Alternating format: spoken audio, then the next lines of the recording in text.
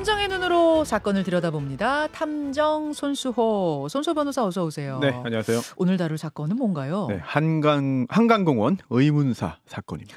지난주 토요일이었죠. 한강변에서 여성 시신 한 구가 발견이 됐습니다. 근데 놀랍게도 가슴에 칼이 박혀 있는 상태였어요. 그렇습니다. 그러다 보니까 많은 분들이 당연히 타살일 것이다 라고 생각을 했는데요. 네. 그런데 현재까지 이 여성이 도대체 어떻게 죽음에 이른 것인지 그 과정을 확실하게 알 수 없는 상태입니다. 흉기로 가슴을 찔린 상태로, 흉기가 박힌 상태로 발견이 됐는데 아직도 타살인지 자살인지, 자살 같지만 타살이라고 단정짓기도 어렵고 뭐 이런 상황이라고요. 그렇습니다. 경찰도 현재 모든 가능성을 열어두고 수사하는 중인데요. 네. 그만큼 확실한 단서가 좀 부족하다는 말이기도 하겠죠. 네. 오늘 이 사건에 대해서 함께 이야기해 보겠습니다. 정말 미스테리한 사건이에요, 여러분. 우선 확인된 것들부터 좀 살펴보죠. 네, 지난 6일입니다. 저녁 8시 7분에 서울 광진구 올림픽대로 인근의 한강공원을 산책하던 한 시민이 경찰에 신고를 했어요. 네. 이런 내용이었습니다. 한강에 사람이 빠져 있는데 움직이지 않는다. 자, 경찰이 구조해서 병원으로 이송했지만 사망 판정을 받았습니다. 잠깐만요. 그러면은 한강변에서 발견된 네. 게 아니라 한강에서 발견된 거네요. 강에서. 예, 그렇죠.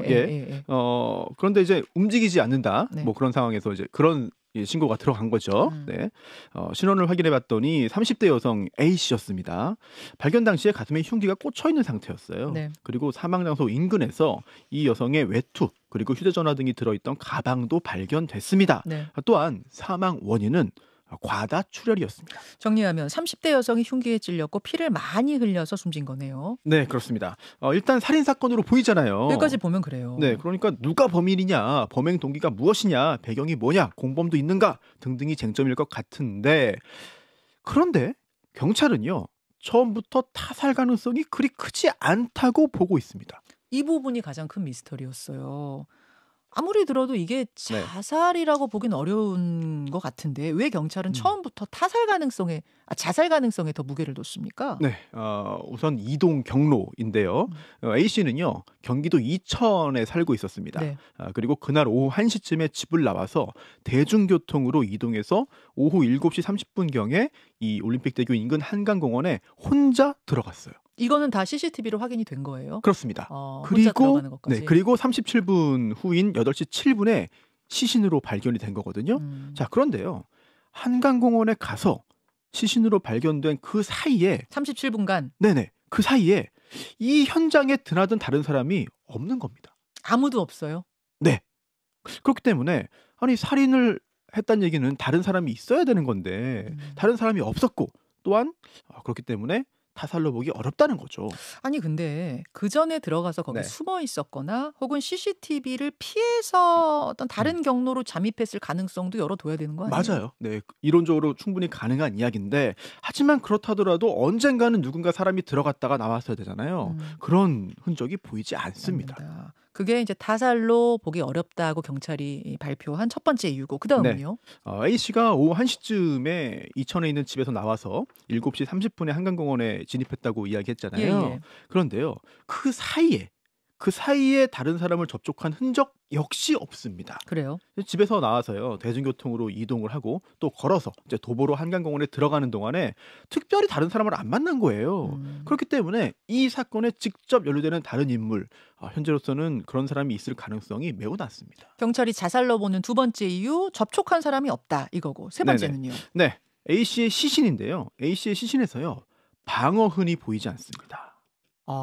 부검을 했는데 네네, 방어흔이 안 보인다. 다른 사람한테 네네. 만약 공격을 받은 거라면 어떻게 해서든지 무의식적으로 피하려는 뭐 흔적이 있어야 되는데 그런 게 없어요. 그렇습니다. 사실 다양한 형태의 방어흔이 있을 수 있어요. 그리고 만약에 누가 흉기로 나를 찌른다면은 막는 과정에서 손이나 팔이나 몸에 상처가 생기는 게 일반적이긴 하거든요. 아하. 자, 그런데 이 A 씨는요. 가슴 부위를 흉기에 의해서 앞에서 뒤로 찔렸습니다.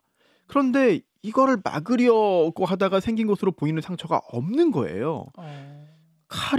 칼로 가슴을 찌르는 형태의 타살이었다면 예. 방어흔이 전혀 없을 가능성이 그리 높지는 않거든요.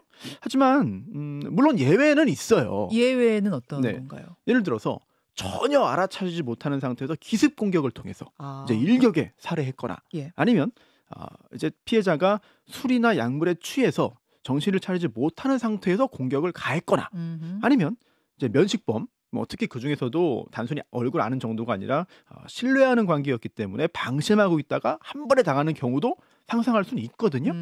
하지만 이 사건에서는 그런 상황의 어떤 그 징후는 보이지 않는 거죠. 자, 자살로 경찰이 보고 있는 다른 이유가 또 있습니까? 네네. 이제 타살로 보기 어려운 그런 이유들을 말씀드리고 있는데 네. 이건 경찰이 어제 이제 확인해서 발표한 내용입니다. 어떤 건가요? 사건에 사용된 흉기, 이 칼이요. 네. A 씨의 가슴에 박혀 있던 이 흉기, 이걸 조사했더니 놀라운 사실이 밝혀진 겁니다. 바로 A 씨 자신이 직접 사망 당일에 집 근처에서 이 흉기를 구입한 거예요. 아, 그 흉기를 네. A 씨가 스스로 구입한 게 확인이 됐어요? 그렇습니다. 아. 굉장히 중요하잖아요. 예, 특히 자살인지 타살인지 여부가 아직 확정되진 않았습니다만 예. 어쨌든 이 사망에 이르게 된 거는 이 흉기, 이 칼에 의한 것이고 그렇죠. 그렇다면 이게 누구 것이냐, 왜 몸에 박혀 있는 것이냐 굉장히 좀 중요하잖아요. 네.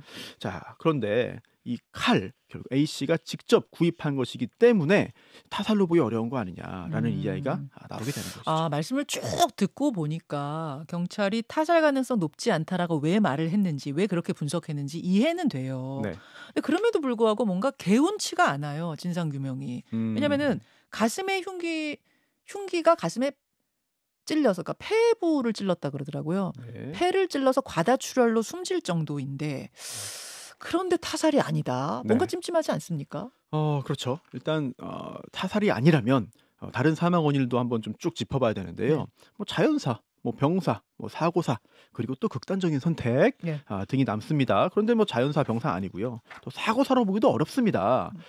경기도 이천에서 흉기를 직접 구입해서 한강공원까지 가지고 갔는데 네. 거기에서 뭐 모종의 이유로 어떠한 사정이 있어서 흉기가 내 가슴을 깊게 찌르는 사고가 발생했다. 의도치 않은 사고가 발생했다. 사실 상상하기는 어렵죠. 그렇죠. 그러다 보니까 남는 거는 이제 스스로 목숨 끊었다 이렇게 되는 거잖아요. 네, 그렇습니다. 예. 그런데요.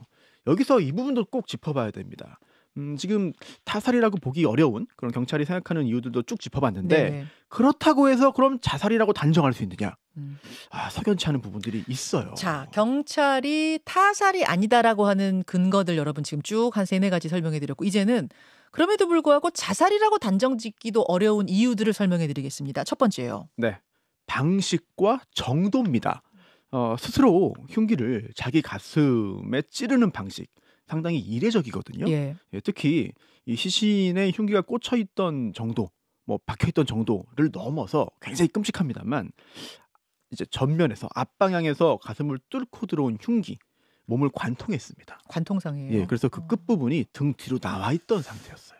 30대 여성이 스스로 목숨을 끊더라도 이런 방법을 택했을까? 이게 이 관통이라는 것이 가능하긴 합니까? 사실 뭐 물리적으로 불가능한 건 아니겠죠. 국가수가 이렇게 발표했습니다. 시신에 남은 자창의 위치는 약한 여성의 힘으로도 충분히 나올 수 있다. 그러니까 물리적으로 불가능한 건 아니라는 것이죠. 하지만 그래도 의아한 부분이 있습니다. 어떤 건가요? 바로 주저흔인데요.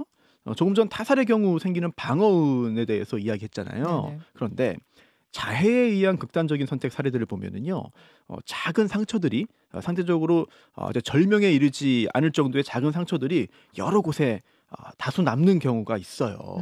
이제 아무리 독한 마음을 먹고 극단적인 맞아요. 선택을 결심해서 실행했다 하더라도 예. 막상 본인 스스로 목숨을 끊으려고 할 때는 본능적으로 주저하게 되는 거죠. 그렇죠. 그러다 보니까 세게 하지 못하거나 아니면 마음이 중간에 좀 바뀌거나 또는 치명적인 부분을 본능적으로 피해가거나 본능이니까. 네, 이런 흔적이 남는 거죠. 근데 주저흔도 없어요, 이혜희 씨는? 네, 시신에서 주저흔이 발견되지 않았습니다. 방어흔도 없고 주저흔도 없고. 그렇습니다. 결국 이걸 종합해 보면 예. 뭐 주저주저한 흔적도 없이 가슴을 관통할 정도의 매우 강한 힘으로 이런 일을 했다는 거죠. 야, 그러니까 이게 너무 이례적이니까 네. 이게 그냥 상식적 우로는 생각하기가 어려운 일이니까 그러니까 계속 지금 이게 미스터리로 회자가 되고 있는데 의문이 드는 점 또 있습니까? 네, 그렇습니다. 두 번째 의문점은요, 바로 사인입니다. 사망의 원인이죠. 예, 예. 행인이 발견했을 때요, 시신이 물에 떠 있는 상태였어요. 예. 네. 그런데 사인은 익사가 아니라 과다출혈이거든요.